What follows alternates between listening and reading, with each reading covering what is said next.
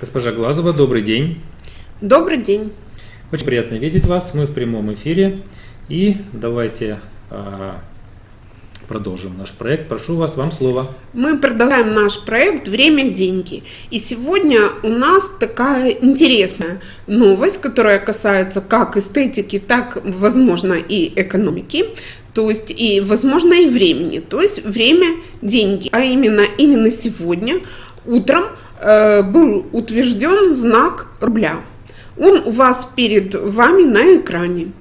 Это знак, который с сегодняшнего дня Центробанк России утвердил, который будет обозначать рубль. Мы прекрасно помним солар или доллар, знак его, который утвердился в нашем сознании, в эстетике, в рекламе и во всем, в общем-то, мировом искусстве 20 века. И сегодня утвержден другой знак. Будет ли он таким популярным, как солар?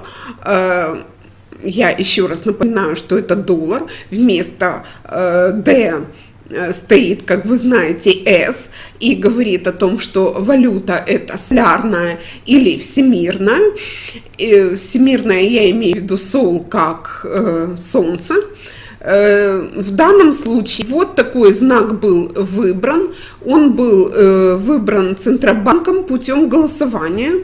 Голосование было сначала в интернет-пространстве, в Рунете, затем оно было, естественно, потом перешло в Центробанк, и сегодня утром 5 членов Центробанка, 3 голоса против 2, выбрали именно эту модель. И с сегодняшнего дня, по всей видимости, и в наших банках, обменниках рубль должен будет обозначаться именно таким знаком. Я думаю, что это, в общем-то, какой-то момент, связанный прежде всего с нашим сознанием. Почему? Потому что вы помните о том, что всегда это было написано «руб», оно могло быть написано «рус», характеризующее Россию, мы имеем в виду «рас». Только в данном случае она читается как «рус». А вот с сегодняшнего дня будет такой знак обозначать. Я думаю, что Национальный банк Украины работает над темой о том, как обозначать гривну. Я не могу назвать ее валютой, тем не менее, это важный такой момент для статуса тех денег, которые имеют обращение. Я не говорю ни валюта, ни не валюта, и тем не менее вот такое произошло. Насколько этот знак будет популярен, все зависит, как ни странно, на мой взгляд, от художников, которые смогут обыграть этот знак в творчестве, в рекламе, и который войдет в сознание всех тех, кто на него смотрит. Есть предположение о том, что в скорости этот знак появится на банкнотах и на монетах России. Но сегодня еще нет таких предложений, которые были бы утверждены Центробанком. И я думаю, что это будущее, потому что те банкноты, о которых мы говорили, посвященные Олимпиаде, которая будет проводиться в Сочи, пока этого знака, естественно, нет. Он не был утвержден, хотя эмиссия еще не прошла. Я не исключаю, что этот знак будет поставлен каким-то путем защиты на все банкноты, понятно, что не на монеты, не на металл, которые впоследствии с датой 11 декабря, именно 11 декабря 2013 года был утвержден знак. Я придала этому достаточно большое внимание для того, чтобы подчеркнуть тему для, может быть, шуток, может быть, для игры, а может быть и для творчества.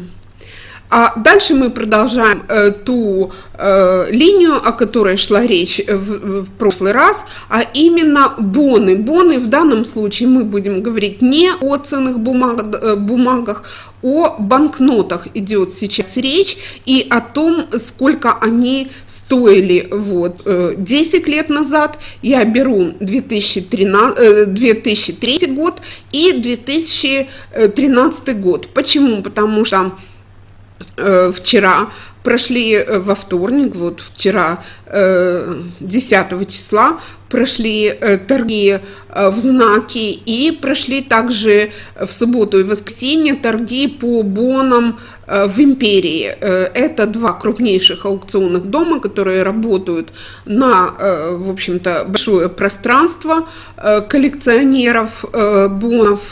И, естественно, работают они в Москве, но это не столь важно. Покупать и продавать можно из любой точки мира. И они дали совершенно другие ценовые характеристики этим бонам или ассигнациям, о которых идет речь. Я выбрала только те, которые очень сильно возросли в цене и которые на самом деле в Украине, в Одессе, в Киеве, в Москве, сегодня их еще можно купить у старых коллекционеров, у случайных людей очень дорого, а на аукционах они уже ценятся достаточно высоко. Вот кредитный билет 100 рублей, и он очень интересен только тем, что он вот 2018 года. То есть, с одной стороны, это еще кредитный билет, по которому отвечает, в общем-то, непонятно уже кто, какое государство. Тем не менее, именно поэтому их очень много было напечатано. Мы даже не говорим эмиссия, мы просто говорим напечатано, потому что инфляция была столь высока, девальвация рубля была огромная. И мы говорим просто уже о печати, которая абсолютно ничем не оправдана. Тем не менее, такую 100-рублевку можно сегодня еще где-то в провинции купить примерно от 10 до 20 долларов, но продается она уже не меньше, чем за 200 долларов США. Продается и спрос велик. Почему? Потому что estimate был 100-120 долларов, продано за 220. Достаточно большой подъем. 25 рублей в довольно плохом состоянии, тем не менее они тоже были проданы. И тоже достаточно большой подъем, 200 долларов был estimate и продано за 320. Вот целый такой лот, который был продан тоже довольно дорого, за 500 долларов, к сожалению, он маленький. Маленькие фотографии, но увы. А вот куда более интересные. Рубль 1898 года. К этому моменту он по своему дизайну полностью изменил свой дизайн с предыдущей эмиссии 1896 года. Их было выпущено очень немного, и они действительно, на мой взгляд, очень красивые. И это тоже было связано с тем, что их сразу начали собирать. Их начали собирать за их красоту, потому что все последующие были совершенно другими. Это был такой эксперимент, его создали художники Академии, ну теперь это Академия Штиглица, тогда это было училище, первое училище по дизайну, находилось оно в Петербурге, а их учебные мастерские были прямо в Монетном дворе в Петербурге. И вот они создавали, студенты с преподавателями, дизайн денег. Это вы можете себе представить, сегодня это большая редкость, чтобы именно студенческий вариант прошел. Вот именно так это произошло. И в 1898 году его, этот 1 рубль был продан за